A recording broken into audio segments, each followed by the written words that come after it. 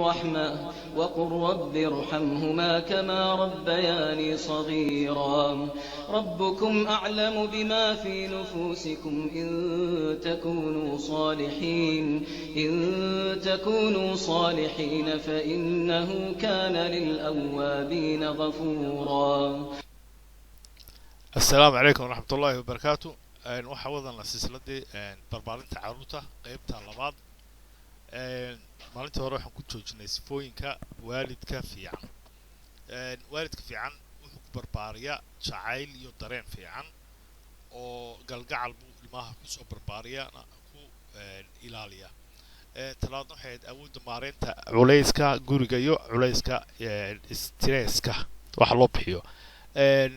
marka pressureka guriga. marka sida uu aragno weeyaan sawirkan uu soo qaadanay hooyadii qaaday midigtii bidixda ka qaaday culayskii guriga oo dhan. marka maskaxduna qaraxday disida saaran maskaxdeedu qaraxday bade hooyadu waa inay stresska iska ilaalisaa waxa weeyaan waayo haddii stress ku bato waxa qaylada carruurta uma xamili karto carruurta barbaarinteeduna ma fiicnaan doonaan. marka hooyadu inay nafteeda raaxo u hesho weeyaan oo maskaxdeeda yara raaxaysiiso oo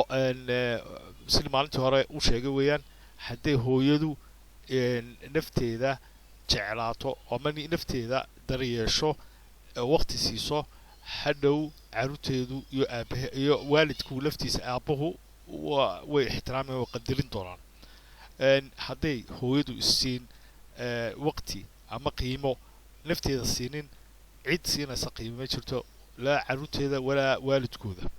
ninka raggaan camti waa saa weeyaan. marka dumarka qaar baa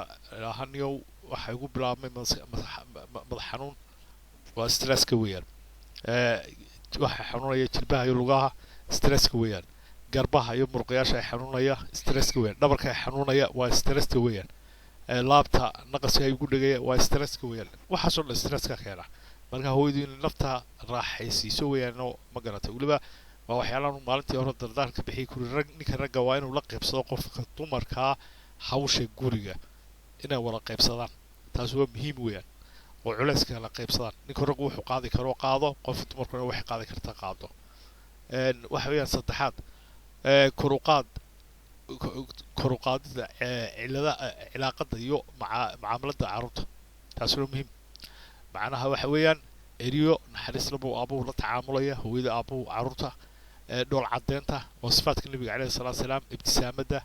qofka aragtid qof walba inay qosashid waa qasab. marka carruurtaada xaq ugu leh qosolka ilkaha cadeynta salaaxadda carruurta madaxa la salaaxo dhabnaha la salaaxo garbaha la salaaxo la hadalka la ciyaarta waxyaalo badan. aabuhu waa inuu ahaado aabo jilicsan oo dabacsan oo carruurta u dabacsan. hooyaduna saas oo kale isku tashiga iyo isku kalsoonida ilmaha nacamti inuu madax banaanin qaado kalsooni keligii inuu wax qabto. macnahaan waxaa hadalkaa ku soo qaaday waxa weeyaan carruurta badana markay yar yihiin hooyadu aad bay u caawisaa hadday doonto afka cuntada ugu guraysa kama joojinayso. ilmihii dagaalamaya arkaysa oranaya anaa keliya wax cunaya. xagga waxaa ka arkaysa ilmuhu inuu doonayo inuu kalsooni naftiisa ka qaado keligii wax cuno. hooyadu laakiin isla caawi ilmuhu mucaawad kaama banaa waa markuu shaqsidiisu dhismanayso kalsooni qaadayso waa waqtigaa weeyaan. ilmuhu markuu sanado bar yahay 2 sano yahay ku daa keligii cuntada cuno. marka waxa dhismanaysa kalsoonidiisa madax banaanidiisa. waxa weeyaan waxyaalo badan oo tusaale ahaan ku soo hadal qaadayno kale waxa kamid ah dad qof ilmahayga sideeba shaqsidiisa u dhisi karaa. daa ilmaha siduu yahay ilaahay u abuurtay ilaahay baa karaamay banaanka.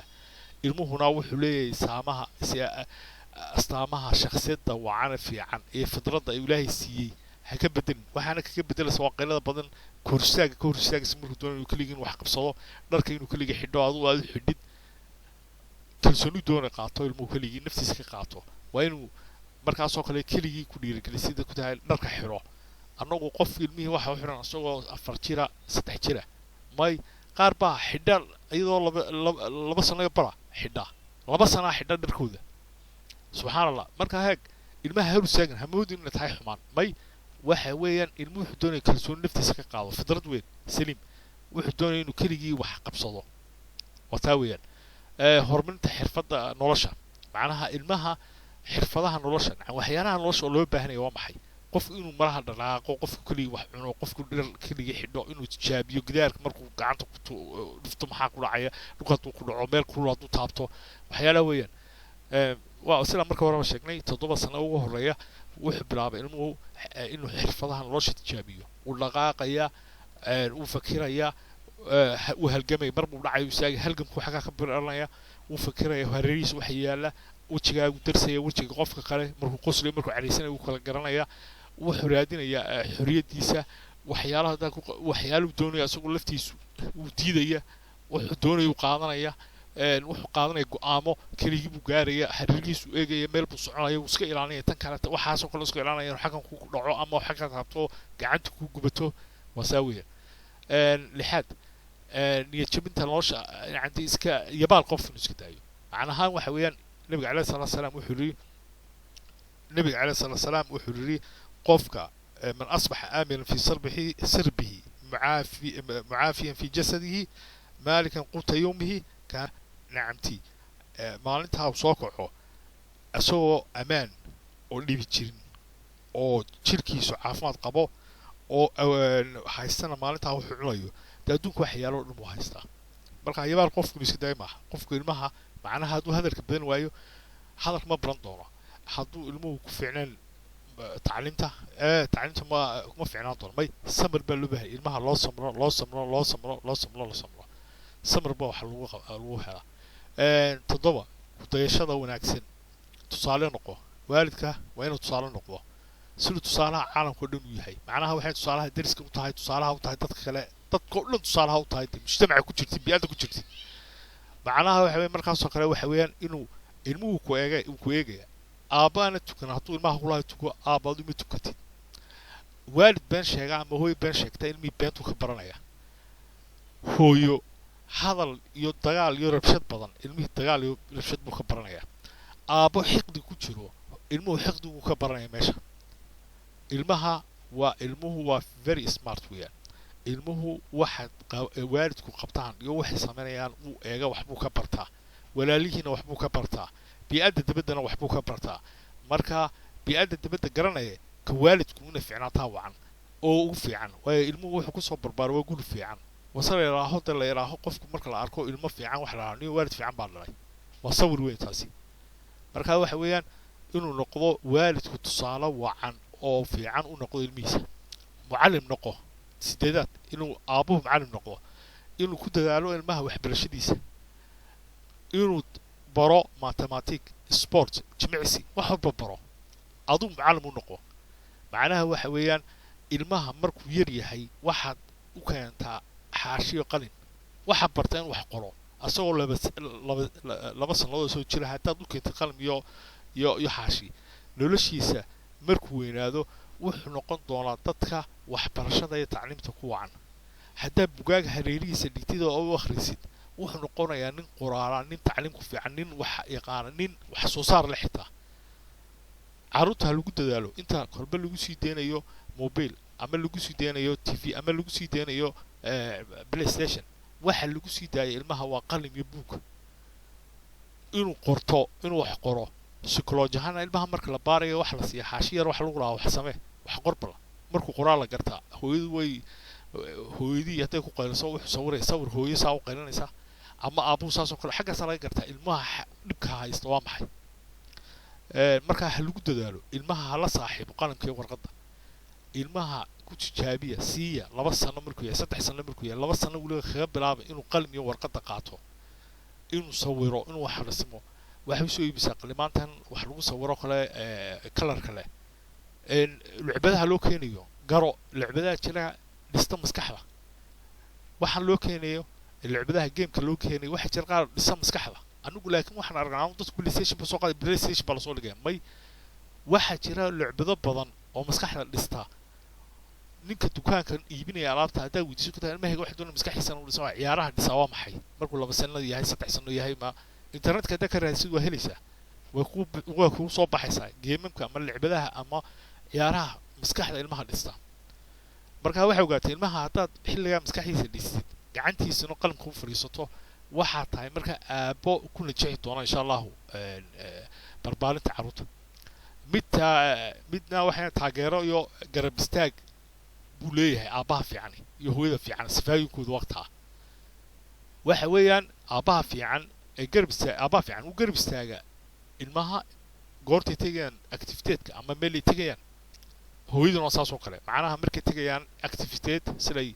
u tagaan midkan oo kale dabaasha ama u tagaan kubadda ciyaarta kubadda ciyaaro ama cilmiyaasha kale ciyaaraha kale geemanka kale sportka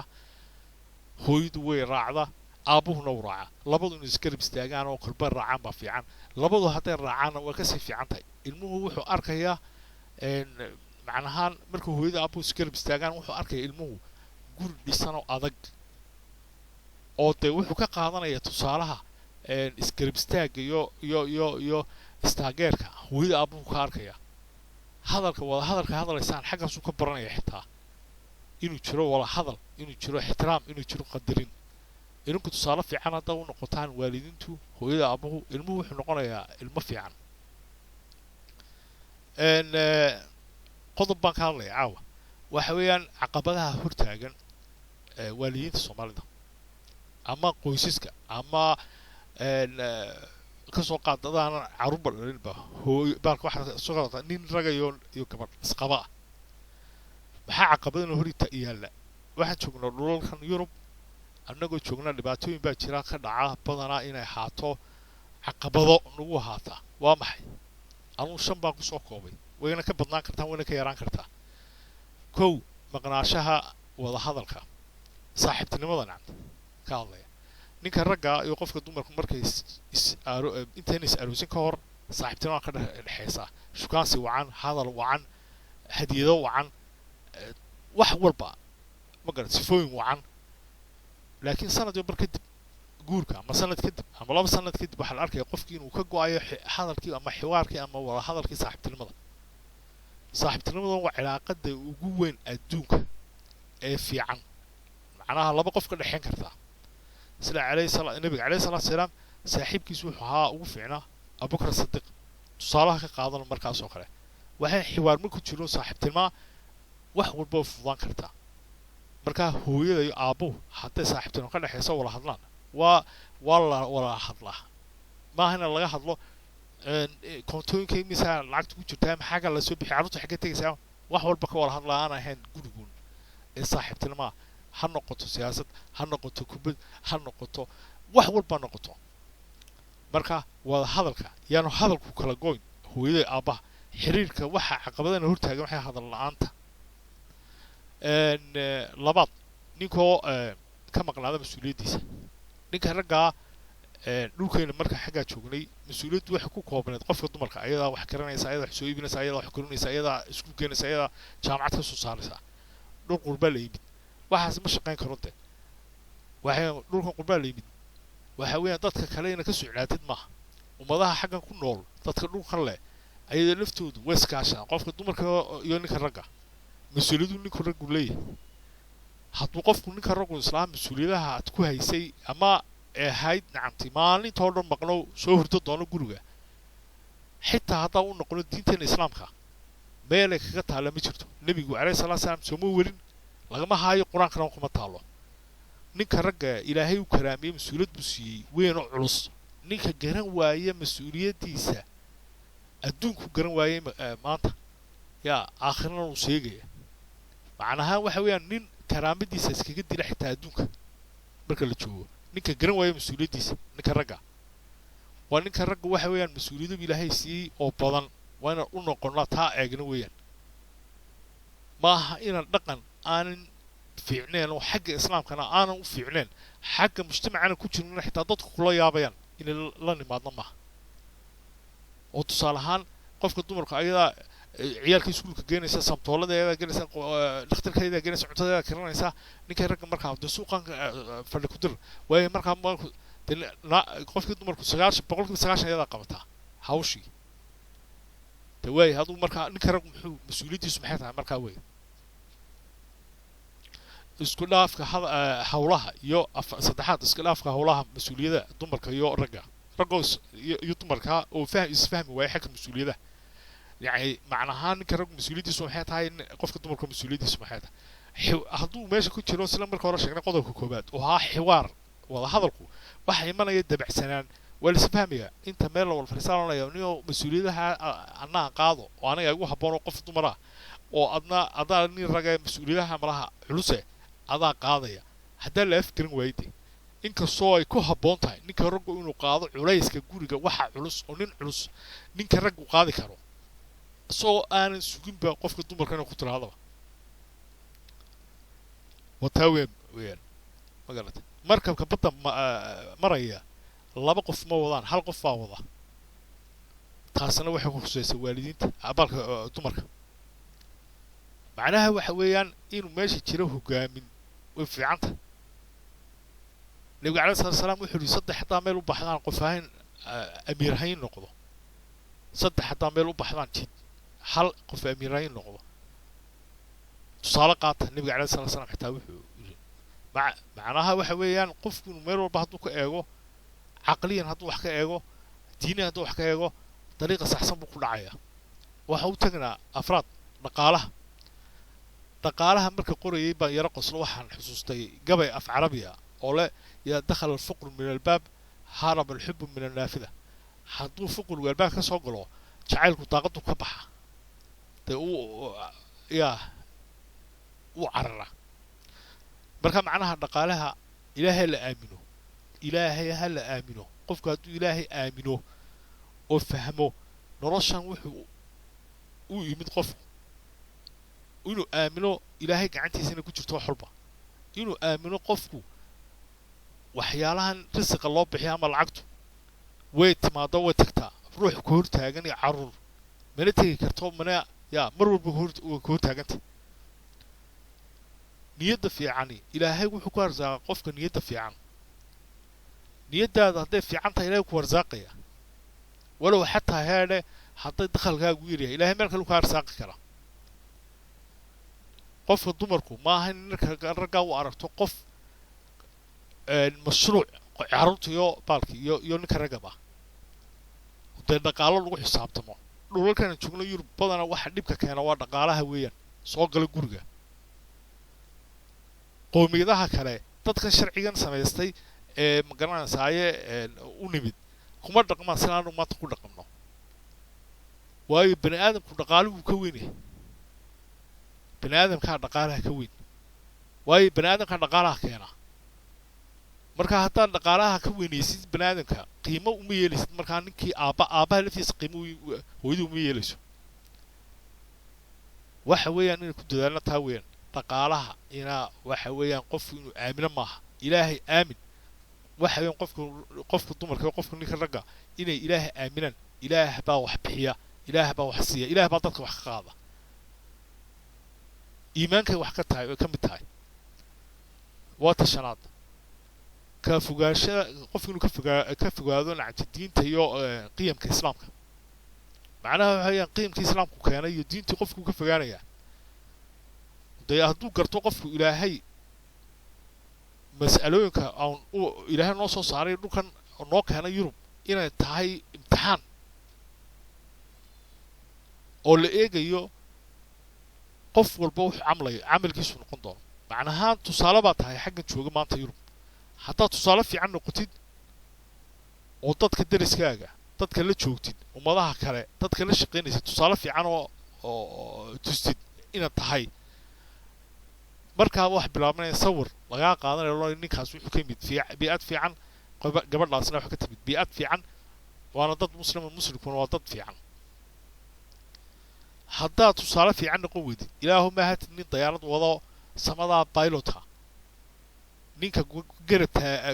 ku ag fadhiya dayaarada ku wada hadduu kuwa arko qof aanan fiicnayn ama haatid mucallin hadday ardaydaada kuwa aragto qof aanan fiicnayn haddaad tahay maxaan qulaa dhakhtar haddaad tahay wax walba noloshaa ilaahuma haad xitaa cunto karinaysid dadku kula joogo mujtamaca bii'addu hadday kuwa arkaan qof aanan saxsanayn oo aanan qiyamkaagii fiicnaaya islaamka aad ka tegay dee tusaale fiican ma noqonaysid waxaa la ogaanaya inay bii'adda ka timid waa bii'ad xum islaamkana waxa ka bixisay sawir xum marka imtixaanka ugu waaweyn adduunkaaba ku jirtaaba marka aduu joogtid bal dhul yurub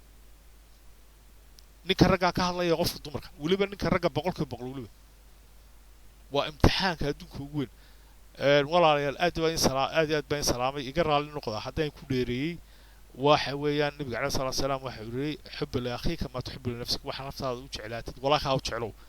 walaalayaal qofka banaadamku kaliya wax kuma badbaado wuxuu ku badbaado mujtamac dhisan oo fiican waxaynu waxa ku jirnaa hog kaliya taa kula jirnaa hoggaas cid istiraada kaligeed ka bax ma badbaadi karto laakiin waxa ku badbaadi karnaa ummad wala fiican mujtamac fiican tusaale fiican aan noqon noolaa aad iyo aad baan salaamay casharkii labaad qaybtiisa xaggaas ku labaad marka aad iyo aad baan salaamay walaalahay isku soo duceeno khayr isku rajeyno insha Allah assalaamu calaykum waraxmatullaahi wabarakaatuh